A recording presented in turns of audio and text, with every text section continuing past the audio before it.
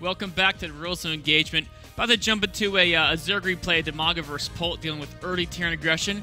But right before we get to that, let me encourage you guys to tweet me questions at axslav, because the question part is the best way for me to interact with you guys. You know, I'm kind of saying general strategies and tactics, but if you ever have a specific thing you want to know more about, I might not always cover exactly what you are interested in. So tweet me your questions at axslav, and if you have a whole replay you're confused about, go ahead and submit that to majorleaguegaming.com/replays, and I'll check it out on Thursday's community critique. Of course, Heart of the Swarm replays from now on out, please. We're going to focus on the new beta, the new age is coming.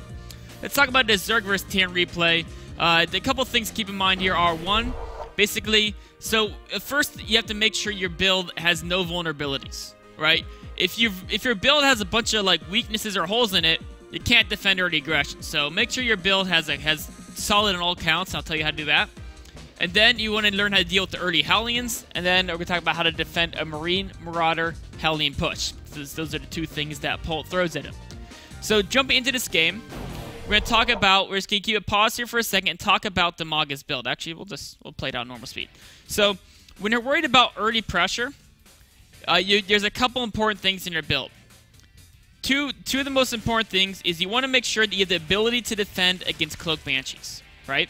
So you got to have these Evo Chambers up. They're very helpful, right? So if you see a Cloak Banshees, you can just build some Spore Cores right here. It's not too big a deal. The other thing you want to do is you want to ensure that you have the larva production to deal with any type of frontal assault. And larva production, all these guys right here, they're very important because that is what allows you to basically produce speedlings reactively during the battle. So that's why you see the third hatch coming down here, and then shortly we'll probably see a fourth hatch here. But if you're doing anything with just 2 hatcheries, you're not getting a relatively quick third hatchery, you've got to probably get a couple extra spine cores or something because you don't have that larva production. Next thing we're going to talk about is how to deal with this early Hellion harass. So I'm actually going to back this up just a tiny bit because the Hellions already come in here. So against early Hellion harass, a couple things are important. One thing is you want to have these forward queens. And the reason you want to have those is for 2 reasons. One, for better creep spread.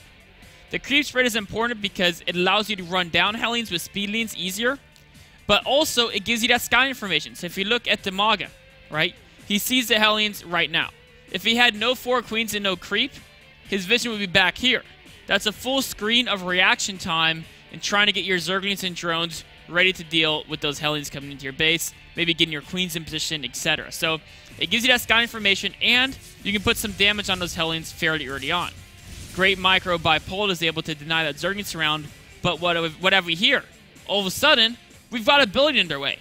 This is the second part that's very helpful about defending Hellion harass.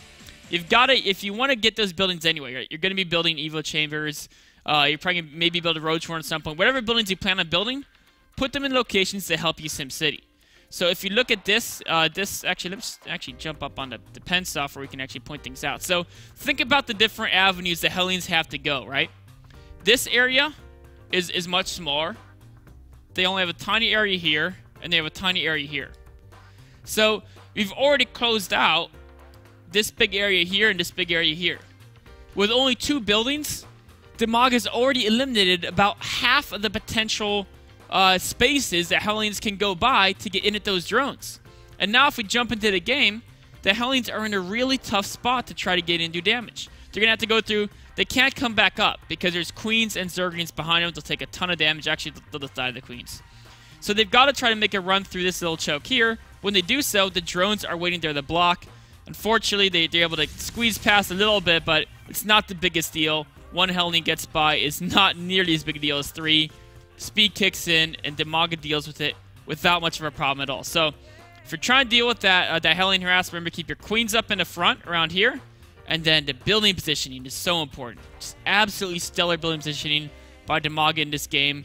If you have the extra attention and thinking about it when you play, something to add in, it never, ever hurts to put those buildings in those positions. You got to build them anyway. I mean, don't build extra ones, but the ones you're building, put them in great positions to defend it. So next thing we're going to move on to is the next stage of Polt's aggression, which is a few Zergs there. Often it can seem like Terran has never-ending aggression, and Polt is no exception to that. He's already moving out with a Marine, Marauder, Hellion force. Time for round 2, he says. This is a very powerful timing attack that can critically damage a lot of Zerg players. Often the key here is to not try to defend your third base. If the Terran goes for the third, it's totally worth it for the Zerg to lose the third base and to take no other damage whatsoever to the attack. Assuming you're droning up and teching up aggressively like he is. I mean, we can look at the drone count. He's got a good number of drones. He's got his infestation pit finishing up. So in this situation, he'd almost be semi-okay losing that third if the Terran went straight for it. Most Terrans are not going to go for that third base because it takes a while to kill. And they'd rather do critical damage, getting drone kills, queen kills, things that they feel are more important than just that third hatchery. So what you want to do is you want to stall out the engagement for as long as possible. Right there, Damaga tried to catch Polt off guard, and that was a pretty inefficient trade because Polt wasn't caught off guard. He just microed against that, didn't do too much. But the idea is you want to stall out the engagement as long as possible. Now, why do you want to stall out the engagement? Take a look at this production tab here, right? In fact, we can actually look it up on a big screen right here. The production tab, 22 Zerglings and 11 Banelings are being produced right now. Whereas, what's Polt making? Only a few units. And not to mention, as Polt's units have to cross the entire map before they can get to the Zerg base. Any Zerg units made are instantly, because of creep spread, speedlings, etc., and also the fact that it battles right into Zerg base, they're instantly right there in the Zerg base, ready to defend. So you want to stall out the engagement as long as possible, because every second that goes by, assuming that you're macroing decently, what you can do is you can, your army gets stronger faster than theirs does. So try to stall as long as possible. Then when you do want to go and engage, we'll jump back to replay and see what Damaga does. You want to pull the queens with you, right? You see here, there's 2 queens coming out. When you pull those queens, they help tank a lot, and that's very important to help get the Zerglings and Banelings in on the action. So you pull the queens, and then you follow through with your Zerglings and Banelings behind it. And because you stalled the battle for long enough, you're able to wipe it up without a problem. Even with Polt's Stellar Micro, I mean, he's able to get rid of these Banelings very efficiently, but he's still left with just Hellions, and the next round of Speedlings plus the Queens come in should clear this up without a problem. And now what we can see is we can see the position that Damaga can put himself in at the end of this basically harassing, right? Right now, he overmade units a bit. But what that means is that now he has total map control, and if he fast forwarded over the next minute or so, and not only can he wipe out this next force if it doesn't retreat, in fact, that's actually what's going to happen. If you overmake units, you might as well use them, is what Damaga says.